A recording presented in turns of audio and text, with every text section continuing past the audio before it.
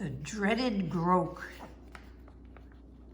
Deep in shrubby woodland, on a grassy knoll, a little rat lived with his mum, nestled in a hole.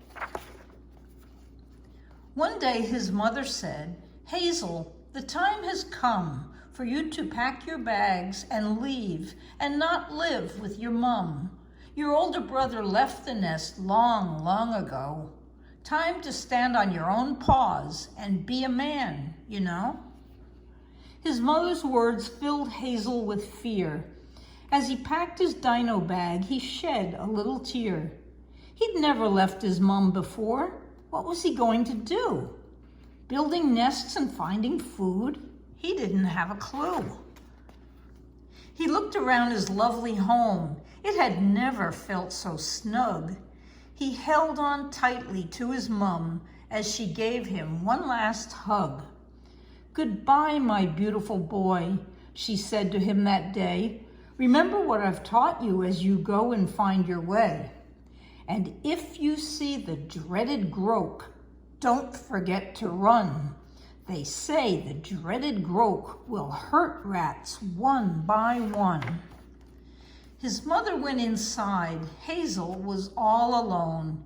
He headed deep into the woods, into the unknown. Hazel had a plan. He would live with his big brother.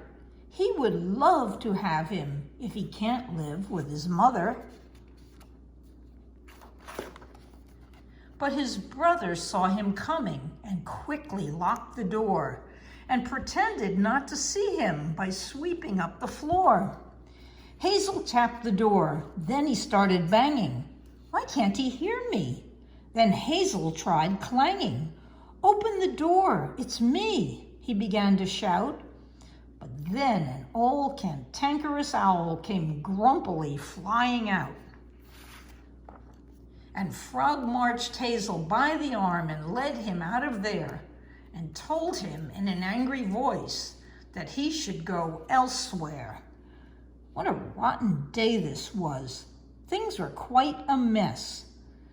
Then things went from bad to worse. Along came Lizard Ness. Ness was the woodland bully, the worst that you could find. She pulled his tail and pinched his arm, which he thought most unkind. Then she snatched his dino bag. He cried, "Have you no shame?" But Ness just ran away singing, "You have a girl's name." A rustle in the undergrowth. Hazel froze. What's that? Could it be the dreaded groak or just a friendly rat? Hazel sighed with relief when he saw a hairy snout. "Watch out, Ratty," the warthog warned. "The dreaded groak's about."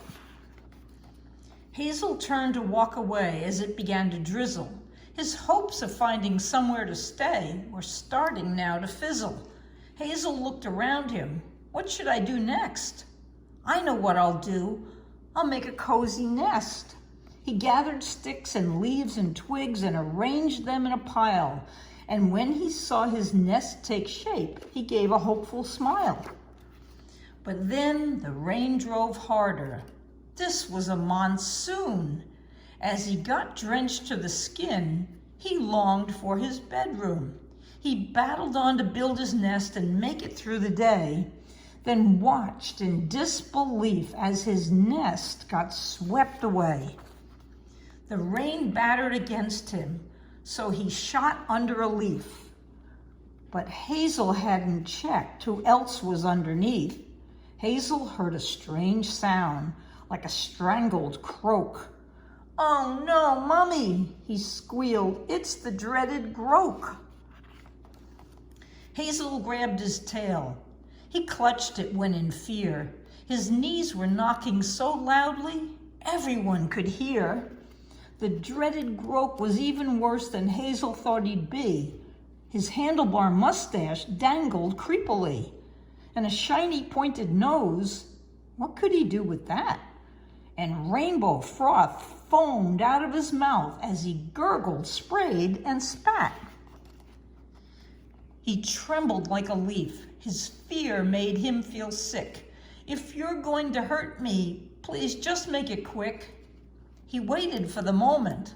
His eyes were tightly closed, and then, to his surprise, the Groak just blew his nose. The dreaded Groak looked really sad, like he'd had a cry. Hazel looked him up and down and began to wonder why. He really wasn't fierce at all. His face was rather sweet. And Hazel couldn't help but smile at his little feet.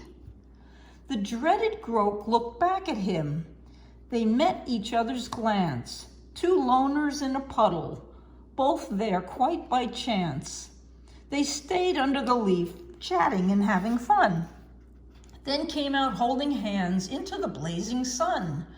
There'd been a huge mistake. The Groak won't spell the end. This unlikely creature could be a special friend.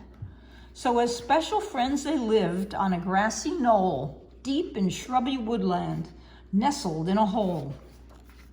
Their lives were rich with joy, happiness, and glee. They pranced and frolicked through the woods, wild and so carefree. But the Groak was also wise, considerate, and kind. His rainbow froth adorned the woods, and no one seemed to mind, because everyone adored the Groak, who they'd always feared. They found that sometimes things aren't as they appeared. As the years passed by, Hazel dreamt of his dear mother, remembering when he lived at home with his older brother. How he wished she'd met the Groak, who would have filled her life with laughter, and who grew old with Hazel in the woods, happily ever after. The end. Good night, Sophie. Good night, Sammy.